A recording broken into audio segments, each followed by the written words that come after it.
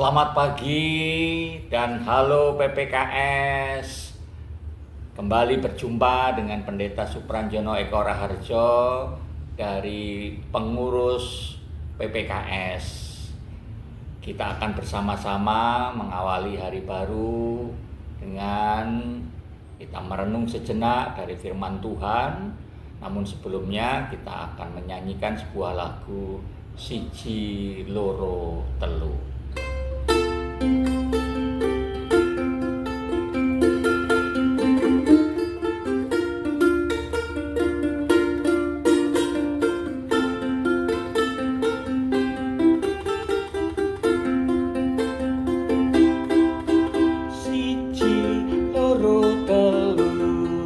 Ayo konco podo melu papat limo enem derek Gusti sing temen pitu wolu songo derek Gusti ojo sembrono sepuluh wis cangkep derek Gusti mesti slamet. Opo iyo opo tenan iyo pancen tenan derek Gusti mesti slamet. Opo iyo tenan opo tenan iyo pancen tenan derek Gusti mesti slamet. Ibu bapak, guru di lingkungan PPKS, anak-anakku, siswa di lingkungan PPKS, dengan juga orang tua wali, pengurus dan dewan pengawas PPKS. Firman Tuhan yang hendak kita renungkan, saya akan bacakan dari kitab Injil Matius pasal 14 ayat 14 sampai ke 18. Bagian dari ketika Tuhan Yesus memberi makan 5.000 orang, yang demikian kesaksiannya. Ketika Yesus mendarat, ia melihat orang banyak yang besar jumlahnya, maka tergeraklah hatinya oleh belas kasihan kepada mereka, dan ia menyembuhkan mereka yang sakit. Menjelang malam, murid-muridnya datang kepadanya dan berkata, "Tempat ini sunyi dan hari sudah mulai malam. Suruhlah orang banyak itu pergi, supaya mereka dapat membeli makanan di desa-desa." Tetapi Yesus berkata kepada mereka, "Tidak perlu mereka pergi. Kamu harus memberi mereka makan." Jawab mereka, "Yang ada pada kami di sini hanya 5 roti dan 2 ikan." Yesus berkata, "Bawalah kemari kepadaku." Saudara-saudaraku yang terkasih, tema yang hendak kita renungkan pada saat ini adalah cilik ning dayani, atau kecil tetapi berdaya guna. Mengapa saya mengangkat tema ini? Karena seringkali kita menganggap kecil itu sesuatu yang memalukan. Punya sesuatu yang hanya sedikit, itu juga seringkali membuat kita tidak percaya diri. Kita kemudian menjadi minder. Kita juga seringkali meremehkan orang lain ketika orang lain itu posturnya kecil, tubuhnya kecil, badannya kecil, dan lain sebagainya. Padahal kalau kita mau hayati dan kalau kita mau mencermati, Alkitab banyak sekali mengajarkan sesuatu yang kecil, bahkan sederhana, seringkali dipakai oleh Tuhan untuk menyampaikan pesan, tetapi sekaligus gambaran tentang kerajaan Allah. Banyak perumpamaan-perumpamaan dari sesuatu yang kecil. Dan seringkali juga Tuhan memakai orang-orang yang kecil, orang-orang yang lemah, orang-orang yang miskin. Tetapi seringkali kita lupa tentang hal itu. Karena apa? Ya, kita hanya melihat dari sisi kemanusiaan, dari logika manusia. Seperti halnya di dalam bacaan suci tadi dari kitab Injil Matius pasal 14. Logika manusia pada saat itu para murid mengatakan, Tuhan, hari sudah mulai sore, bahkan sudah menjelang malam. Itu yang terungkap ketika melihat banyak orang yang jumlahnya 5.000. Itu laki-laki, belum lagi itu istrinya dan anak-anaknya. Bisa dibayangkan. Tempat ini sunyi Tuhan, dan hari sudah mulai larut malam. Maka kemudian para murid saat mengatakan, suruhlah mereka pergi supaya mereka dapat membeli makanan di desa-desa. Tidak mungkin kami menyediakan makanan bagi mereka. Begitu banyaknya jumlah mereka dan kami tidak punya apa-apa. Kecuali 5 ketul roti dan 2 ekor ikan. Itu dalam bacaan Injil kita. Tetapi di Injil lain, ikan dan roti itu sumbernya dari siapa? Dari anak kecil.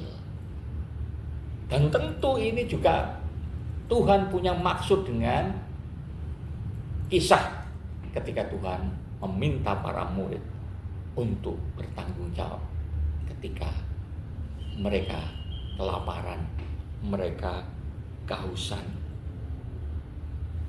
Tapi ya inilah sisi manusiawi yang seringkali ditekankan, seringkali hanya melalui secara logika yang terungkap. Namun hari ini kita bisa belajar bagaimana kemudian Tuhan memberikan jawaban, bawalah kemari kepadaku. Jadi kata kuncinya itu sebetulnya ketika kita punya sesuatu, ketika kita kemudian kita bawa kepada Tuhan, maka tidak perlu lagi ada rasa khawatir. Tidak perlu lagi kemudian kita merasa minder. Tidak perlu lagi kita kemudian merasa kecil hati. Dan juga jangan pernah kemudian kita meremehkan sesuatu yang kecil. Apalagi kemudian melihat orang lain dari postur tubuhnya yang kecil. Atau melihat orang lain ketika dia anak orang kecil, hidup dalam kesederhanaan. Apalagi dengan kemiskinan. Kemudian merasa minder juga. Dan seringkali kemudian menjadi bahan ejekan. Kecil, namun ternyata berdaya guna. Cilik, ning dayani. Masih ingat 6 tahun yang lalu ketika dunia diserang yang namanya virus COVID-19. Itu memberikan pelajaran, ternyata virus itu tidak bisa dilihat dari mata telanjang karena ukurannya mikron. Namun yang kecil dan tidak terlihat itu ternyata berdampak sungguh luar biasa. Kita tahu banyak sekali korban. Kita tahu banyak kemudian yang sakit, bahkan mengalami kematian.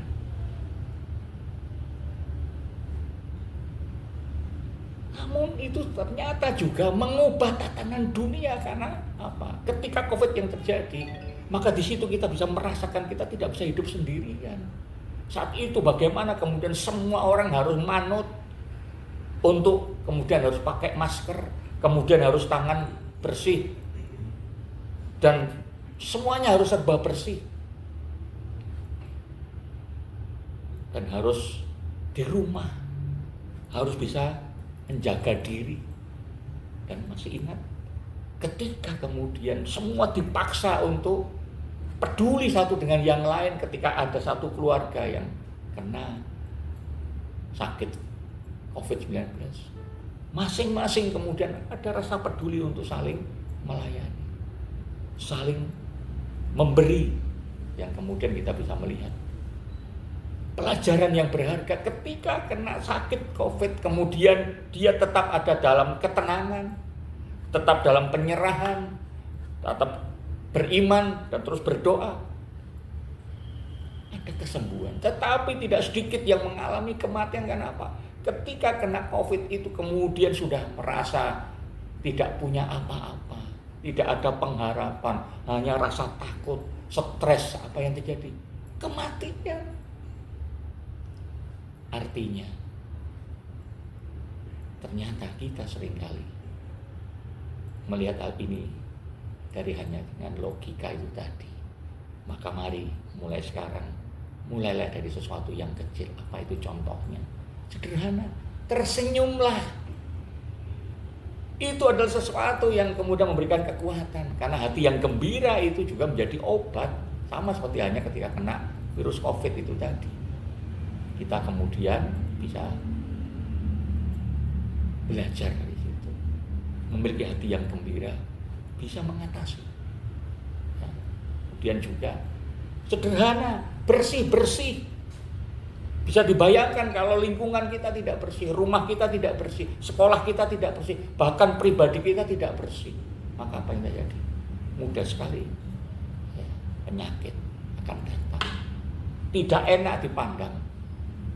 Dan tentu tidak menjadi nyaman. Dan banyak kasus kan, kenapa banjir yang terjadi? Karena sesuatu yang sederhana, membuang sampah sembarangan, kemudian membuat mampet saluran-saluran air. Nah, kalau kita mulai dari sesuatu yang kecil, oh iya, jangan buang sampah sembarangan, lalu dibersihkan. Jangan menunggu setelah numpuk atau setelah kotor baru kemudian kita repot. Jagalah kebersihan di rumah, di sekolah, di tempat kerja, di gereja kita. Itu akan memberikan kenyamanan. Demikian pula hati yang bersih, pikiran yang bersih, maka setiap kehadiran kita akan dirasakan dampaknya, menyenangkan. Bayangkan kalau tidak ada lagi hati yang bersih, pikirannya negatif, tidak enak, hanya kebencian, termasuk pula sederhana. Mulailah mencintai setiap pekerjaan kita. Sederhana, mencintai Tuhan itu ketika kita mencintai pekerjaan, pelayanan maupun anak-anak ketika belajar, yang dipelajari itu dicintai. Itu artinya sama seperti hanya roti dan ikan yang hanya jumlahnya mungkin diremehkan dengan sekian ribu karena hanya logika. Tapi ketika bawalah kemari itu artinya apa? Bawalah dan persembahkan itu kepada Tuhan sebagai wujud kasih kita. Cintai itu semua yang kita lakukan. Dampaknya sungguh luar biasa. Orang tua juga demikian. Setiap bekerja, setiap mendidik anak-anak dengan penuh rasa cinta, dampaknya luar biasa. Pelayanan kita juga demikian. Dan jangan lupa, sederhana berdampak besar ketika kita setia untuk tetap berdoa. Jangan lupakan, berdoalah dengan tetap setia. Beribadahlah dengan tetap setia. Maka hal ini akan memberikan ruang bagi kita untuk tetap mampu memberikan kekuatan bagi diri kita pribadi, bagi keluarga kita, dan juga bagi sesama kita. Dan yang terakhir, seperti hanya tadi, ketika Tuhan melihat banyak orang, dia tidak menutup mata, tapi kemudian muncullah belas kasih Tuhan. Padahal saat itu kalau kita baca ayat sebelumnya, Yesus saat itu sedang mengalami kepedihan. Karena apa? Yohanes Pembaptis, murid yang dikasih itu, dibunuh dengan dipenggal kepalanya. Dan kemudian Tuhan Yesus pergi sebetulnya ke suatu pulau. Tetapi apa yang terjadi? Banyak orang mengikutinya. Dan ketika dia tahu, tidak kemudian meninggalkan, tetapi kemudian dia tetap melayani mereka yang sakit, disembuhkan. Itu artinya apa? Kita diminta untuk peduli terhadap sesama kita, peduli terhadap lingkungan kita, peduli terhadap kehidupan kita. Sama seperti halnya ketika COVID itu, semua didorong untuk peduli. Nah, itu yang akan memberikan kekuatan bagi kita.